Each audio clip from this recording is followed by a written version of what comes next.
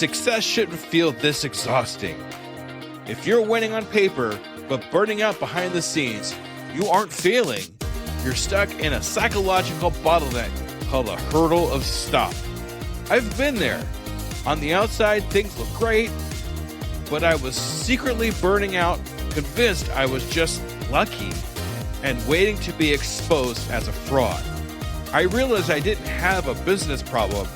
I had a mindset block. Whether it's imposter syndrome, perfectionism, or fear or failure, these aren't just feelings.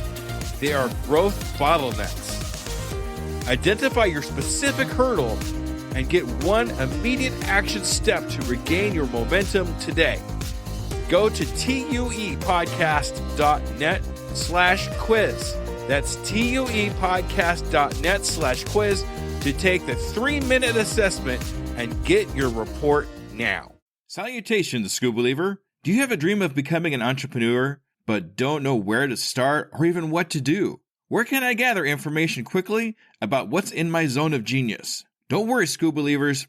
I got you covered. Go to tuepodcast.net/AI prompt and check out an amazing set of AI prompts that will give you ideas, information, and articles to help you get across that start line. Once again, go to tuepodcast.net/AI prompt to get you started now. Good luck, School Believer. Hello there, School Believer. Hey, if you're anything like me, I am just so tired of going from screen to screen to screen, trying to figure out my analytics for all of my social medias and trying to figure out where I can put any and all my energies to get as much reach as I can. Well, I think I've finally found the solution. Elementary analytics. That's right, elementary analytics. Now, at a single press of a button, I can see all my social media analytics from Google to Twitter to Facebook, all my important information all on one screen. All on one screen. Can you believe it? And if you really needed to, you could print charts for any possible meetings you might have. If you want to learn more about this amazing program, go to tuepodcast.net/EA for a 14-day free trial with no credit card needed. That's tuepodcast.net/EA for a 14-day free trial. Try it right now and see what it can do for you. Undiscovered Entrepreneur, getting our kicks on episode 36. You know, one example he talks about in the book is like an ice cube and just is putting an ice cube like on a kitchen table. And if the temperature is like 28 degrees, it's not going to melt. And you raise it to 29 degrees, nothing's going to happen. You raise it to 30 degrees, nothing's going to happen. And so on until you get to like 32, 33 degrees. Then it starts to melt. 35 starts to melt and it goes quicker. And what everybody sees is like 32, 33, 34. They don't see 20 to 30. So then everybody wants to call it an overnight success. The reality is like there's always that period of time where you're pouring your soul into the project.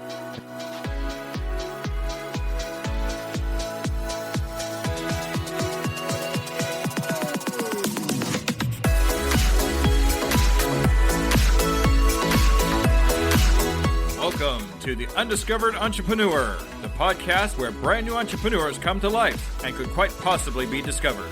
Join me, DJ Scoob, and the rest of the Scoob Believers as we help these new businesses become a reality. And now, away we go!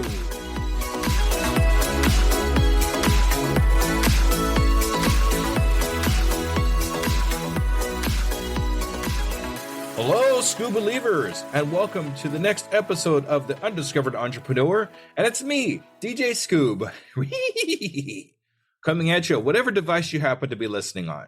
Today, we have something really good for you. Number 3 of 3 of experienced entrepreneurs. Today, we're talking to the owner of Greenpal, Bryan Clayton.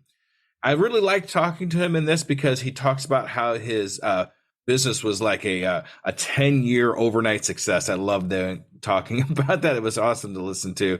And it was really nice to be able to talk to him and figure out where he came from and how he got to where he is today. He has some fantastic information, books to read. I mean, I'm just going to go right into it here because there's just way too much to talk about up front. I'm going to let you to listen to it for yourself. So, ladies and gentlemen, I introduce to you Bryan Clayton.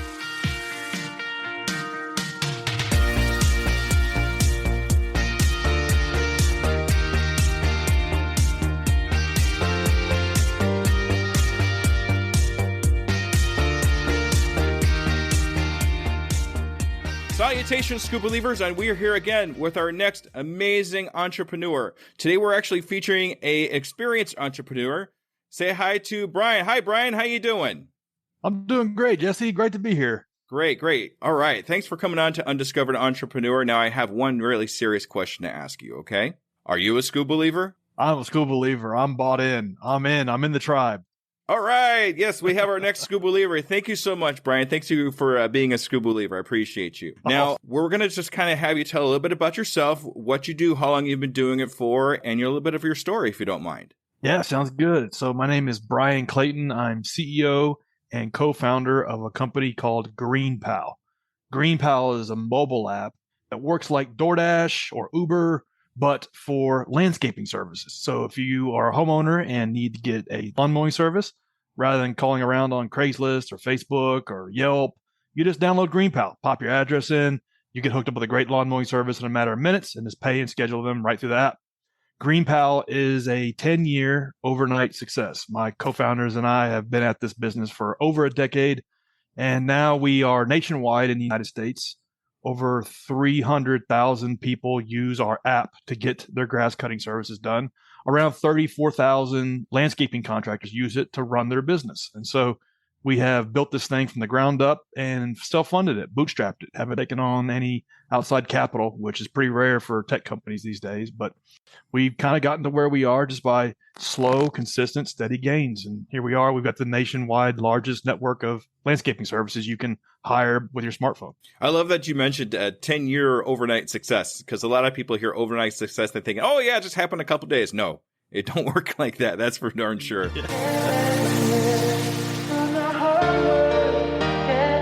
All right. So how did you actually get started? What really was the catalyst to get you started in this entrepreneur adventure? Yeah, so I've been a lifelong entrepreneur. I was dragged into business ownership by my dad on a hot summer day in 1995. He said, "Get off your butt. I've got a gig for you. You're going to go mow the neighbor's yard." And he made me go cut the neighbor's grass. And luckily he did that because I worked for like maybe an hour or 2 hours and I got paid $30. And I thought, this is incredible. Why doesn't everybody just do this? This makes perfect sense to me. And I was hooked. I was hooked on business ownership from that moment forward. And I just stuck with that lawn mowing business all through high school and through college. And when I graduated college, I had to make a decision. Was I going to go into the job market like my friends or stick with this landscaping company?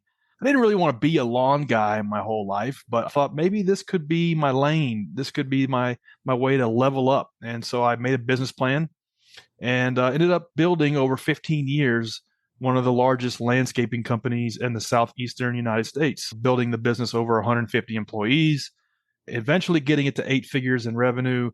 And then in 2013, the business was acquired by a nationwide company that rolled it up into their huge business. And so growing that from just me and a push mower to me and 100 trucks every day, I learned a little bit about building and scaling a company and learned a lot about myself. And when I sold the business, something was missing. Something was a piece of me was gone almost. And so I took some time off and I reflected and I thought, I want to get back in the game. What now? And I thought, well, somebody's going to build an app where you can just hire a lawn mowing service through your smartphone. Somebody's going to do it. Might as well be me. And it was kind of naivete as an asset. And recruited 2 co-founders, and we started working on the first version of building Greenpal. And quickly learned that it was a lot harder than it looks. It was a lot harder than I thought it was going to be. But we celebrated the small wins and just kept going, and little by little built it into a real business. It's amazing how when you first get started, it's like you have this idea and you want to stretch this idea as long and as far as you can. And even though you come across some hard times or, it's not sure, you take those times and incorporate it into yourself, learn as you go along and turn it into something great. That's awesome. What a great experience and adventure you've had. Yeah. And you just said something that I truly believe in is that you grow alongside the business.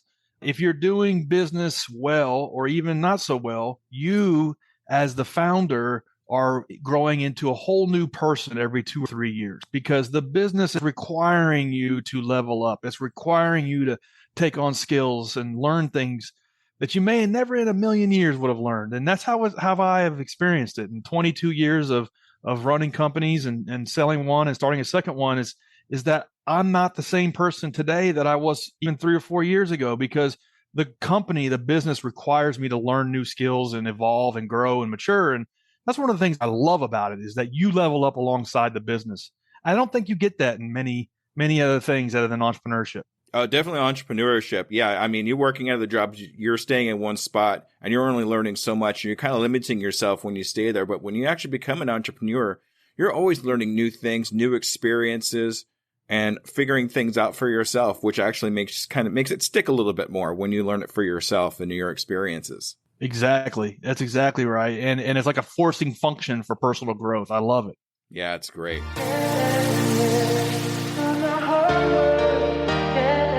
Okay, I'm going to transition to the next question, if you don't mind.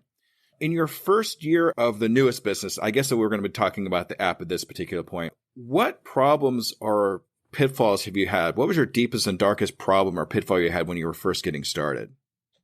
Yeah, when I was starting Greenpal, one thing that caught me off guard that I really didn't understand until I got into the business of inventing this app was that there's a big difference between running a traditional type of business.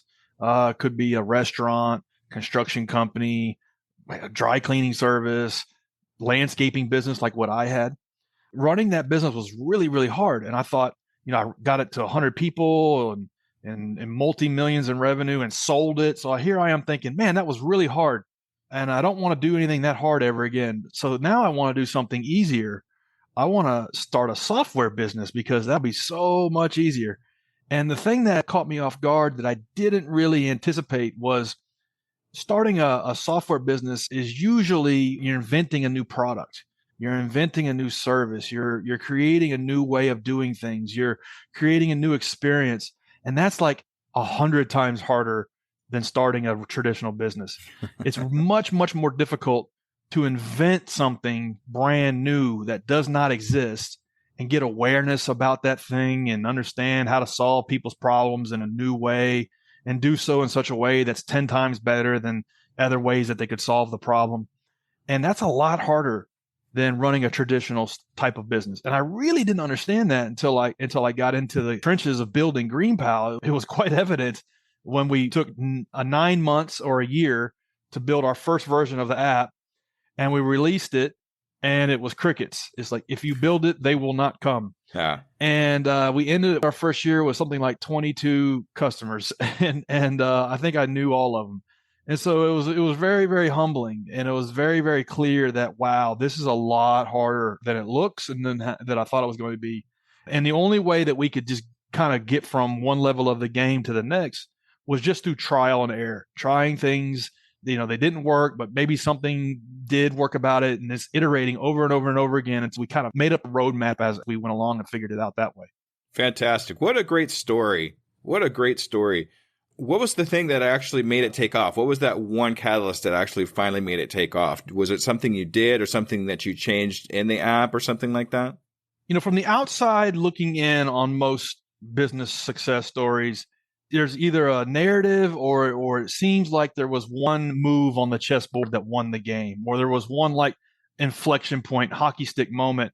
And I think that is rare. I don't think that happens very often. I think usually it's the results of like a lot of little things over and over and over and over again that begin to compound and build up over time. And that's how it was for us. A good book that I like about entrepreneurship is Atomic Habits. And the author talks about in that book, they study like peak Olympic athletes, and like the one like it factor between the top 1%ers of Olympic athletes and everybody else was their ability to endure boredom. It was their ability to just go through the grind of the same training day in, day out, hours at a time, grueling hours of boring training.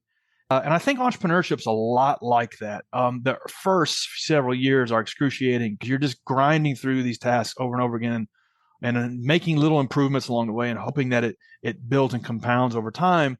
And that's how it was for us. There was not one thing we did. It was 1,000 things that we did over and over again. And it's kind of prioritized around what were the one or two, three things that we need to work on at that given time, doing that over and over again, making the experience better, figuring out how to reach customers better, figuring out how to keep customers longer. And it's making little 1% wins here and there is how we've gotten to where we are today with $30 million a year in revenue. We ended our first year with $1,000 a year in revenue. And so from here to there was thousands of things that the team did that incrementally get there. Fantastic. Yeah, Atomic Habits actually is a great book. If anybody wants to take a look at that book and see what it has to offer, I do have it in my resources page on my website. So thank you for mentioning that. And yeah, it's just little things, little wins that you get along the way that you build and change to get to where you want to be. And yeah, sometimes it can be hard and sometimes it could take a little bit of time. But once you actually get there towards the end, that's really when it starts to pay off. I'm glad you chose this effect, not just one thing, but many things that you put together for it to work. Yeah, it's funny because Atomic Habits is about personal development, but that book really maps to entrepreneurship so well because that's how it is. And one example he talks about in the book is like an ice cube, and just is putting an ice cube like on a kitchen table, and if the temperature is like 28 degrees, it's not going to melt. And you raise it to 29 degrees, nothing's going to happen. You raise it to 30 degrees, nothing's going to happen. And so on until you get to like 32, 33 degrees. Then it starts to melt. 35 starts to melt, and it goes quicker. And what everybody sees is like 32, 33, 34. They don't see 20 to 30. So then everybody wants to call it an overnight success. The reality is like there's always that period of time where you're pouring your soul into the project, and there's very little like actual evidence that it's working. But that's the foundation you have to lay to get the momentum to eventually get it to take off. And that's how building both of my companies, how I've experienced it. It's very much an exercise of faith in the early days. Exactly. So when everybody's ever starting a business, an entrepreneurial adventure, remember the ice cube. Exactly. That's how it feels. All right. As you were getting started and figuring things out, did you have any mentors or anybody that you followed that kind of helped you move along, helped you push yourself forward in your entrepreneur adventure? Yes. A favorite quote of mine is by Mark Cuban, and he says, "Never take advice from somebody who isn't doing or hasn't already done what it is you're trying to do." And so for me, when I had to kind of reinvent myself from a blue collar entrepreneur running this landscaping business to a tech entrepreneur to building a platform, a mobile app, a website to run the whole industry, I kind of had to. There was a big gap between blue collar guy and tech guy, and so I had to like fill in that gap somehow. And I did it through mentors, but I have maybe 30 or 40, maybe even 50 mentors who I, over the years I've learned from, who have never met me. Mm-hmm. And what I mean by that is I have consumed everything they have put out in the form of books, podcasts, fireside chats at a conference that I watched on YouTube, maybe even online courses, newsletters, things like that a lot of these guys and gals will put out to talk about how they did what they did. And I have learned from them asynchronously. The CEO of Uber doesn't have time to mentor me, doesn't have time to like answer my LinkedIn in mail and me saying, "Hey, can I take you out for some coffee, or can I pick your brain?" Like he doesn't have time for that. But this guy over the last, decade has given fireside chats, has given talks, has given interviews, has talked on podcasts, and I can learn about how they did what they did in the early days and how they got to worldwide domination. And so I've done that for a decade, learned from people who have done big things that are similar to what I'm trying to do. And they were critical and pivotal in terms of me kind of reinventing myself. I think as an entrepreneur, you're doing three things at once at all times. You're working in the business. You're just kind of keeping the business going, the best you can. You're working on the business. You're developing systems, processes, routines, strategies. And then the third thing is you're working on yourself. you're reading books, you're listening to podcasts, you're going to YouTube University, you're listening to audiobooks on Audible, all of these things, you're carving out time on a daily or weekly basis to work on yourself so then you can level up. And I think asynchronous mentorship is a big way to do that. Big name people who don't have time to talk to people at a lower level but have done big things, they're putting out all of the secrets. Just learn from them. You don't have to take them to Starbucks. That'd be kind of cool though, wouldn't it? Would be. Maybe I'll get there one day. But until then, I got to learn passively. Yeah.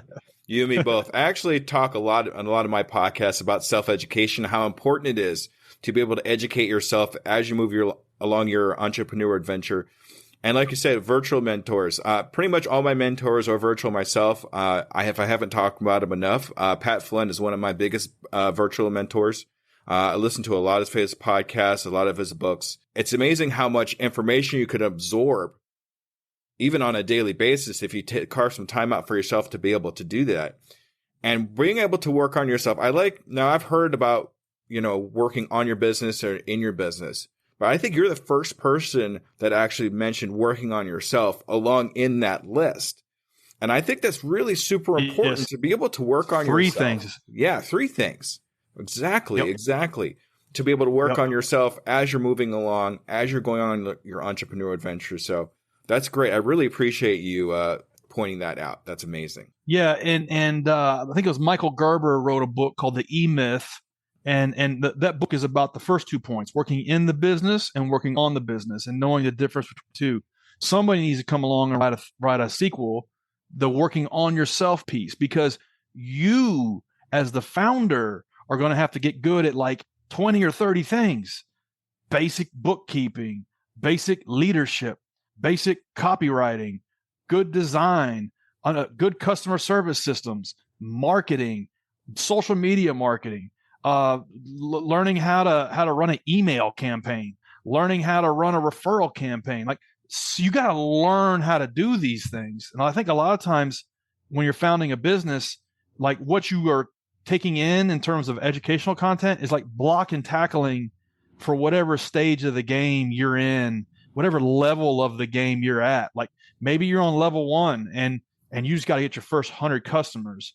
Well, then at that stage of the game, you need to be learning good copywriting for good pitch emails. You need to be learning how to use LinkedIn to develop a prospect list. You need to be learning about how to pitch a good value proposition and how to close. And then maybe level 2 looks a little bit more like you're building a sales organization. And then you need to learn how to develop a predictable revenue sales strategy and how to build a sales team. You're learning these things. You got to set aside time to learn this stuff, to play the different levels of the game. And somebody needs to codify that into a well understood, framework. So there's a book idea for somebody. I might steal that one. Hope you don't mind. There you go. All three at once. All 3 at once, or at least the last one, the most important one. Because, like you said, in E-Myth, the first 2 are kind of covered, but I haven't read or even talked about or heard anything about that 3rd one, working on yourself. So, okay, that's awesome. I'm actually kind of excited about that. Okay, so awesome.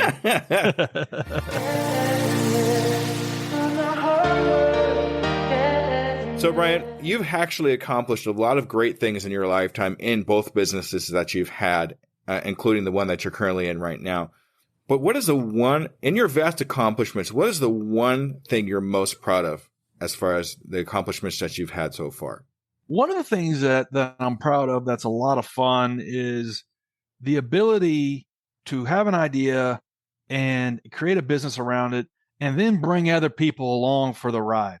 And somehow, some way, their lives and their station in life become improved because they got on the rocket ship with you, because they joined you in the journey. And that's a lot of fun. In my first business, from the time I started it to the time I sold it, there's probably 30 employees that had been with me for over 10 years. And I got to watch, as the business grew, their personal livelihoods grew along with it. They were making good livings, good money, and drove good cars, lived in nice houses, sent their kids to good schools. And that was a lot of fun. So that to me was what got me through a lot of the challenges. And in my second company, because it's a tech company, we can touch more lives and we can reach more people. And the thing that's fun about running this business is not only the internal team. I mean, we've got 50 people, and it's all people that are smarter than me in some shape or form, and that's a lot of fun. And we're all along the ride on building this platform. But even better than that is that there's 32,000 small business owners that use our technology to run their business. And so every day we get stories about, hey, because of your platform, because of your app, I was able to triple my revenue, and I was able to put a down payment on a house, or I was able to buy a better lawnmower that I can ride on. I don't have to push a mower all day. I can ride, and I'm not beat up at the end of the day, and I can play with my kids or something. That's a lot of fun, is because you've had this idea and you built a team and you've created this thing from nothing, and then other people get to join you in the journey, is what makes it rewarding. It's kind of like, my purpose. I think your business can be the answer to that question, what your purpose is. And it certainly has been for me. That's amazing. Making things great for others is really what all that boils down to. It's not, it really does come down to that. Now, I know that sounds, a little cliche because everybody says that, but at the end of the day, it's a Tony Robbins quote. If you're willing to help people get to where they're trying to go, you and your business will track along with it. It's really hard to be successful in business looking at it like a zero-sum game where I win, you lose. That's kind of how business was in the Industrial Revolution and in the days of Rockefeller and Carnegie. But really these days, it's no longer that way. It's more like I win, you win, and 1 + 1 is 3. Very, very rarely is it zero sum. And if you look at it that way, particularly in the early days, you're going to have a tough time, I think. Yeah. And I think, the word entrepreneurial or entrepreneur, I mean, the very beginning kind of had a bad rap, because I really think that people really thought we were self-centered, we were egotistical because we're working on this thing, we're all kind of on our own thing. But the more I actually dig deep into entrepreneurship and learning about it, I realized that we're all here to help other people in some way, shape, or form.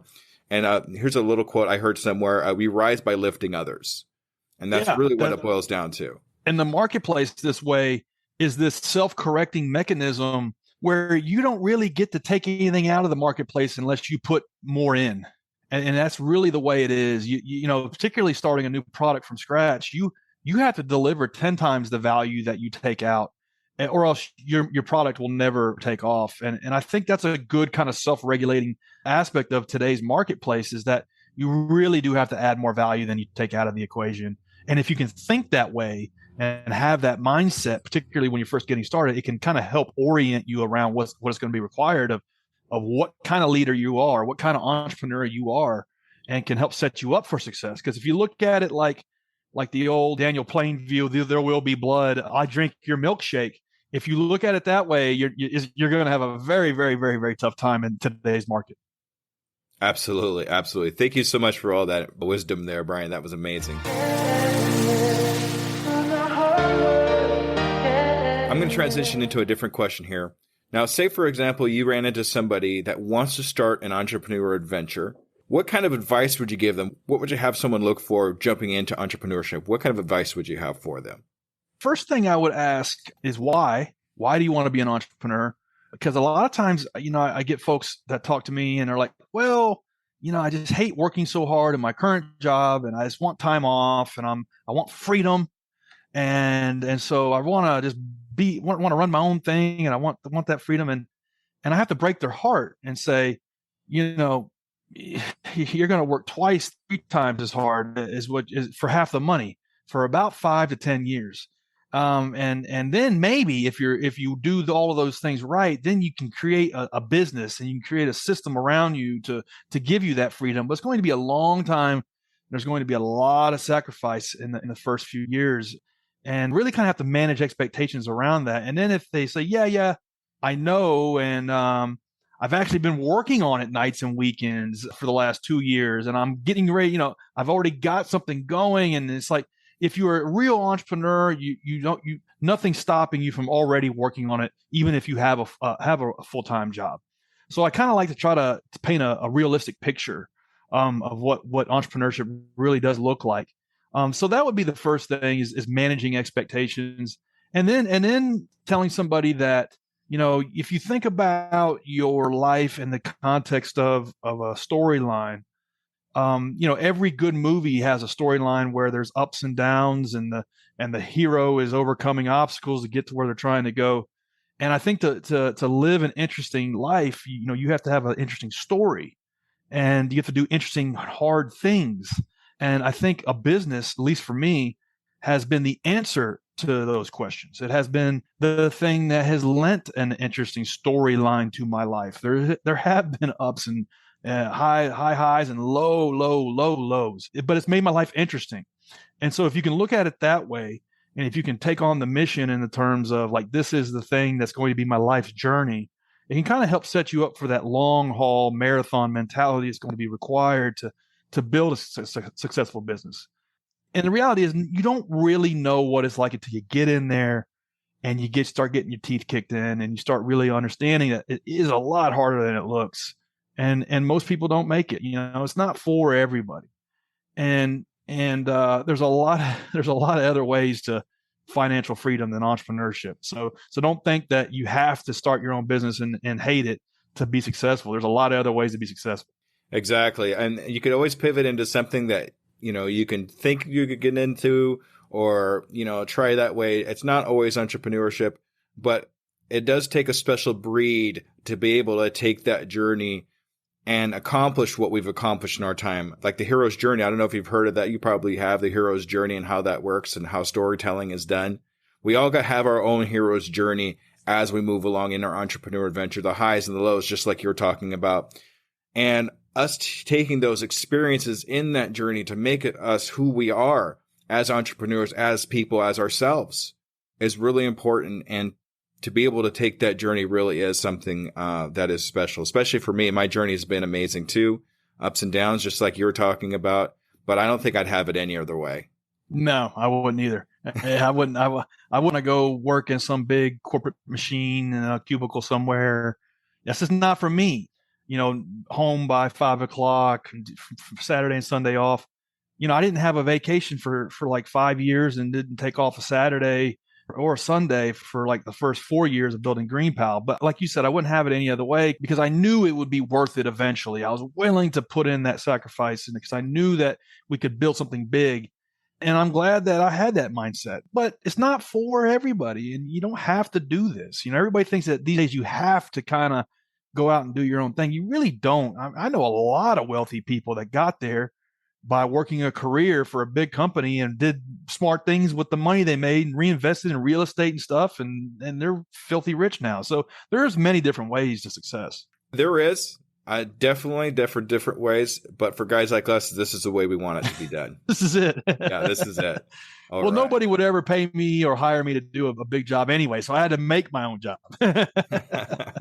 When I was in high school, I was actually interviewed for a newspaper company. One of the questions they asked me, because it was kind of a hard market when I was graduating, is how are you going to find work? And the one thing I said to them was, well, if I can't find work, I'm going to make my own work. Yes. And I think that's really the catalyst that made me think about I want to be an entrepreneur, because that's exactly what we do as entrepreneurs. We make our own work, we make our own jobs, and go through the adventure. So exactly. That just kind of made me think back for a second there. I like that.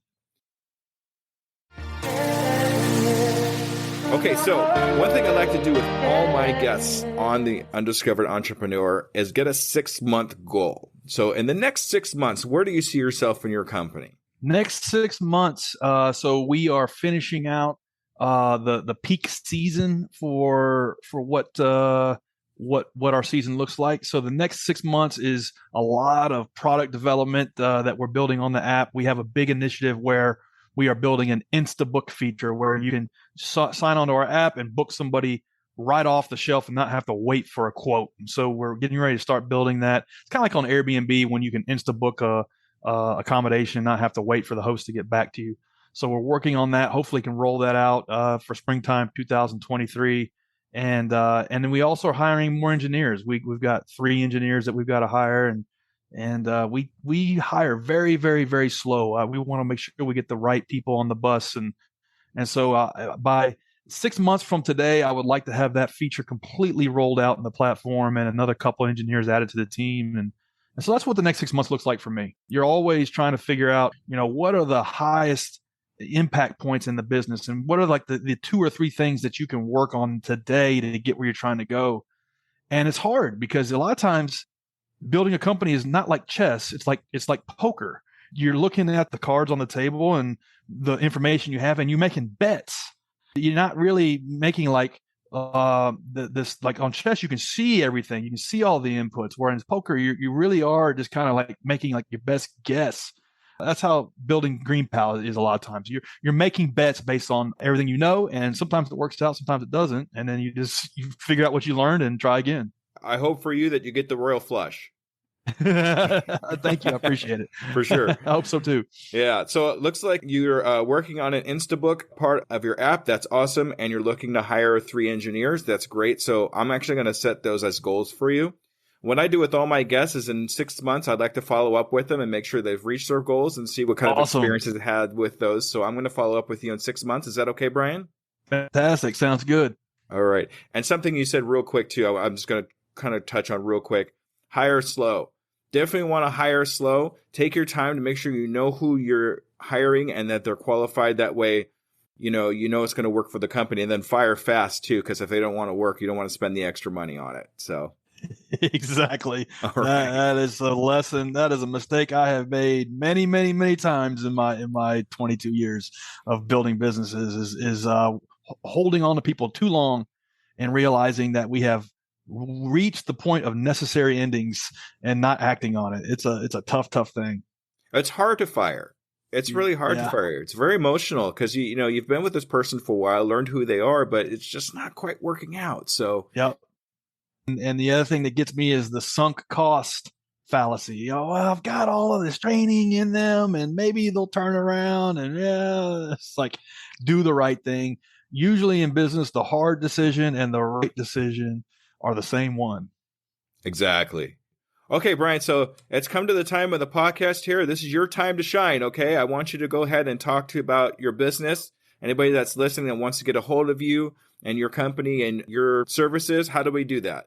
Yeah, so if you have a lawn and the grass grows, somebody's got to mow it. Greenpal is the easiest way in the United States right now, hopefully soon to be Canada, way to get a lawn mowing service. So just download Greenpal in the App Store or the Play Store, and you'll get hooked up with a great lawn mowing service in a couple minutes. Anybody that wants to reach me, Instagram is the best place to find me. Bryan M. Clayton, just drop me a DM there. All right. Bryan, thank you so much for being an undiscovered entrepreneur. It's been an absolute pleasure. I had a great time and I learned so much about you and about entrepreneurship and a couple of things I'm going to keep in mind as I move along here. Awesome, Jesse. Thanks for having me on. I enjoyed it. Absolutely. Okay, School Believers, stay tuned for the wrap up. Thank you, everybody. Have a good evening.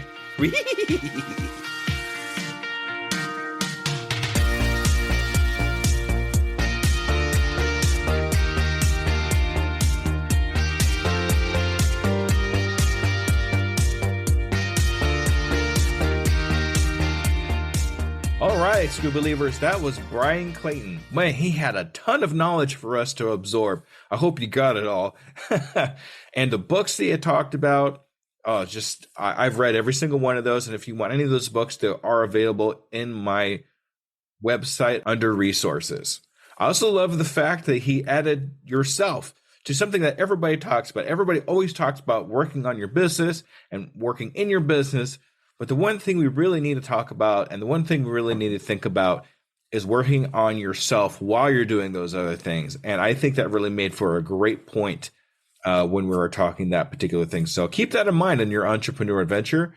And I love the ice cube analogy. Check that book out that had the ice cube analogy on there. Man, it really spoke to me.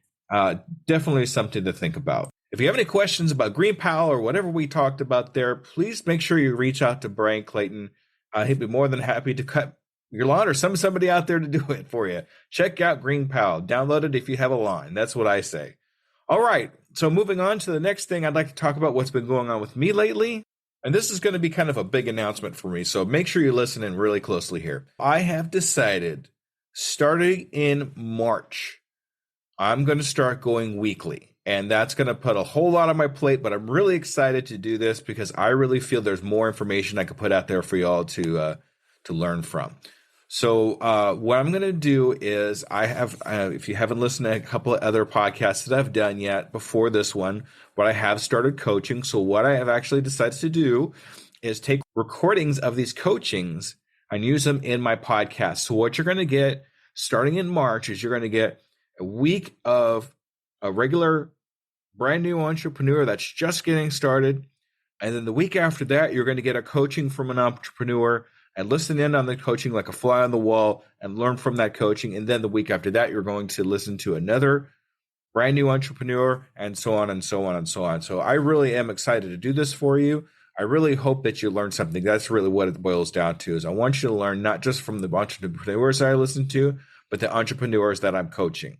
Speaking of that, Doing It Today Coaching, which is the name of my coaching program, has their very first client. That's right. It's an actual 100% written in client. I'm really excited to introduce them to you. You'll be able to hear them probably a little more often because we're actually doing more coachings with them, and you'll be able to listen in on that. So make sure you follow them. I'm not going to spoil it for you who it is or what it's about, but it's going to be awesome.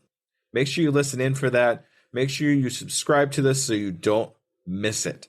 Also, another announcement I'm going to make is I'm actually going to start more YouTube videos. Now, I'm going to be honest with you. I haven't put a new YouTube video out for almost a year. That's right. I've had this going for that long and just haven't been able to do it. But with the help of my Patreon, which I'm actually going to introduce to you here in just a second, they're actually helping me out with my videos. So because of them, I am actually able to put new content out on YouTube.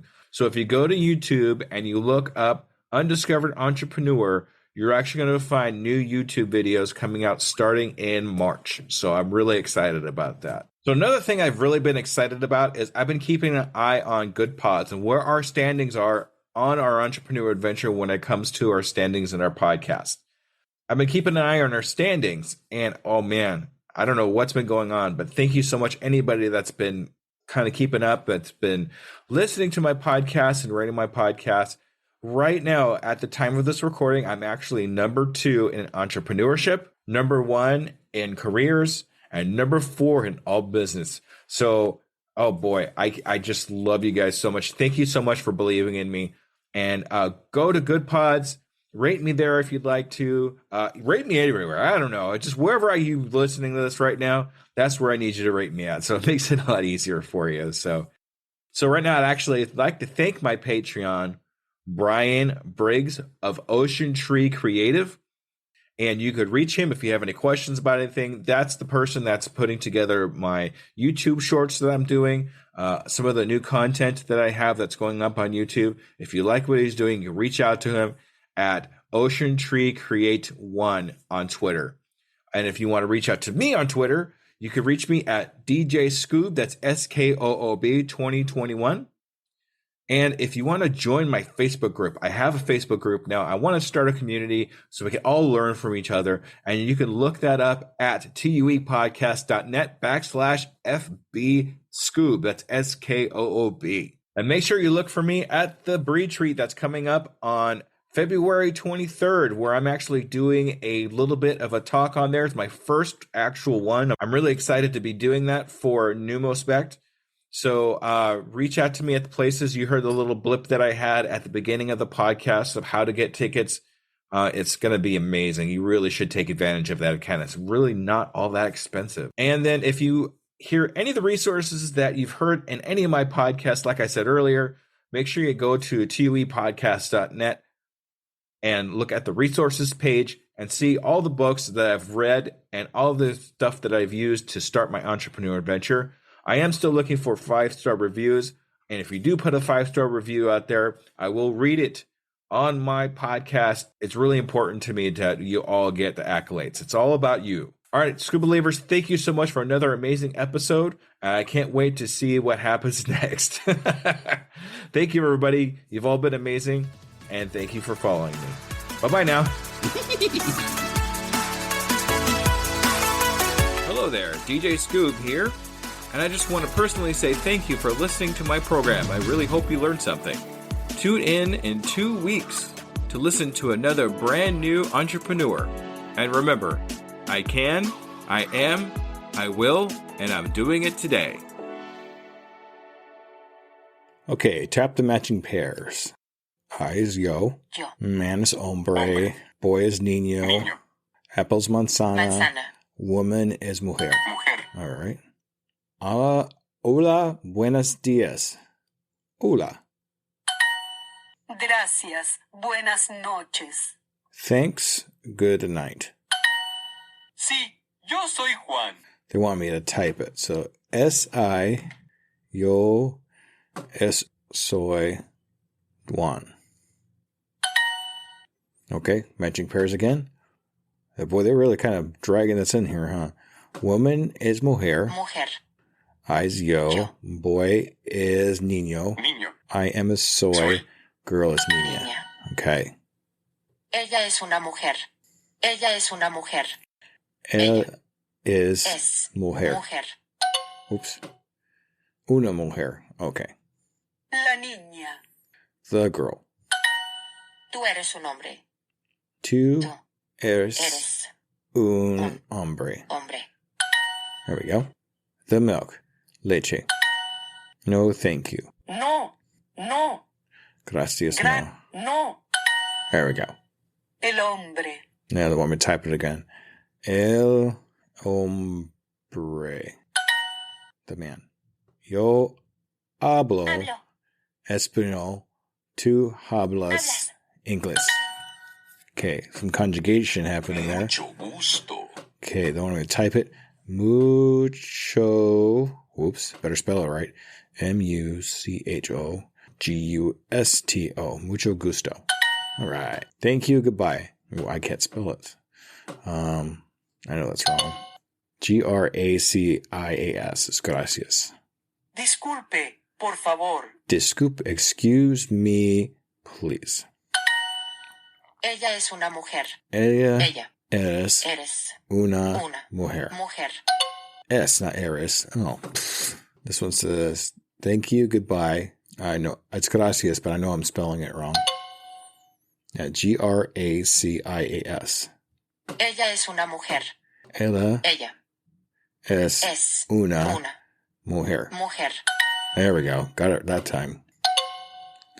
Gracias is gracias. I'm not a good speller, y'all. What can I say? Gracias. Okay. Oh, well, we didn't quite make it. So, too many mistakes. We'll try next time. Bye. As a worker of 2 full-time jobs, running a podcast and coaching, every minute counts in my day-to-day. It's hard to be consistent in any of my social medias. And at this point, I cannot hire a social media manager. Pinnacle AI to the rescue! I've been using Pinnacle AI for a couple of weeks now and seeing big improvements in my outreach and consistency in all my social medias. Do you want to save time and increase your productivity too? Go to tuepodcast.net/AI for more information. Save yourself time and grow your brand. Try it now and see what it can do for you. Hello, Scoob Believers. Let me ask you a real quick question. How many cups of coffee have you had today? 3, 5, 7? And let me guess, you've got a Red Bull in the other hand just in case, right? Yeah, I see you. Now, here's the truth bomb nobody wants to hear. You're not building a business. You're building a caffeine dependency. Listen, I get it. When you're grinding 12, 14, 16-hour days, you're building something from nothing. When you've got payroll to meet, investors to impress, and visions that won't wait. You need fuel. But what if I told you that the fuel that you're using is actually slowing you down? What if the very thing that you think is keeping you sharp is actually making you dull? Enter Rise Coffee. This isn't your grandma's mushroom tea. This isn't some hippie wellness trend. This is science meets performance. And here's what makes Rise different. Less than half the caffeine of a regular cup of coffee. But here's the kicker. You won't miss it. 6 organic powerhouse mushrooms, including cordyceps, what Olympic athletes use, and lion's mane, what Silicon Valley biohackers swear by. Sustained energy that doesn't spike and crash. We're talking smooth, clean power from morning to moonlight. Crystal clear focus without the jitters. Imagine closing the deal with calm, confident mind instead of the caffeine chaos. Gut health and immune support, because what's the point of building an empire if you're too sick to enjoy it? So here's the challenge to you. Stop borrowing energy from tomorrow. Stop running on fumes and call it a hustle. Stop wearing your caffeine addiction like a badge of honor. Real entrepreneurs optimize, real entrepreneurs adapt, real entrepreneurs win. You can't win if you're crashing at 2 p.m. while your competition is just getting started. Break the cycle. Head to risesuperfoods.com right now and use code PODNA15 for 50% off your first order. That's PODNA15 for 15% off. Try it for 30 days. If you don't feel the difference, if you don't feel sharper, calmer, more focused, more alive, then go back to your 6-a-day cup habit. But I'm telling you, you won't, because once you feel what real energy feels like, you'll never go back. Ditch the addiction, fuel your empire, and rise up. Rise Coffee, energy that builds, not burns.